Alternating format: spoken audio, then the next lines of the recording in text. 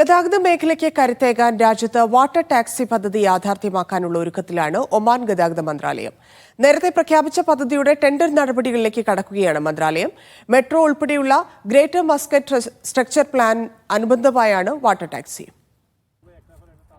ഒമാനിൽ water taxi പദ്ധതി നേരത്തെ പ്രഖ്യാപിച്ചതാണെങ്കിലും ടെൻഡർ നടപടികളിലേക്ക് കടക്കുകയാണ് ഒമാൻ ഗതാഗത വാർത്താവിനിമയ വിവരസാങ്കേതിക മന്ത്രാലയം.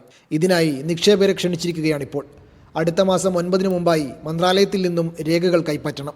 അപേക്ഷ സമർപ്പിക്കേണ്ട അവസാന തീയതി ഏപ്രിൽ 6 മേഖലയിൽ പരിചയസമ്പത്തുള്ള കമ്പനികൾക്കാണ് മുൻഗണന. പദ്ധതി സംബന്ധിച്ച് ഗതാഗത വാർത്താവിനിമയ മന്ത്രാലയം നേരത്തെ പഠനം നടത്തിയിരുന്നു. മസിറയിലാണ് ആദ്യഘട്ടത്തിൽ പദ്ധതി പ്രഖ്യാപിച്ചിരുന്നത്. എന്നാൽ മസ്കത്തിൽ പദ്ധതി വിജയിക്കുന്ന ഘട്ടത്തിൽ രാജ്യത്തിൻ്റെ മറ്റു ഭാഗങ്ങളിലേക്കും വ്യാപിപ്പിക്കും. കടൽ ഗതാഗതത്തിന് സൗകര്യമൊരുക്കിയാണ് ടാക്സി സർവീസ് നടപ്പാക്കുന്നത്. വിനോദസഞ്ചാരികളെ ആകർഷിക്കാൻ വാട്ടർ ടാക്സി സംവിധാനം ഗുണം ചെയ്യുമെന്നാണ് കണക്കുകൂട്ടുന്നത്. മെട്രോ ഉൾപ്പെടെയുള്ള ഗ്രേറ്റർ മസ്കറ്റ് സ്ട്രക്ചർ പ്ലാൻ അനുബന്ധമായാണ് വാട്ടർ ടാക്സിയും ഏർപ്പെടുത്തുന്നത്. സുരക്ഷിതമായ കടൽ സഞ്ചാര ടൂറിസമാണ് ലക്ഷ്യം വെക്കുന്നതെന്ന് മന്ത്രാലയം അറിയിച്ചു.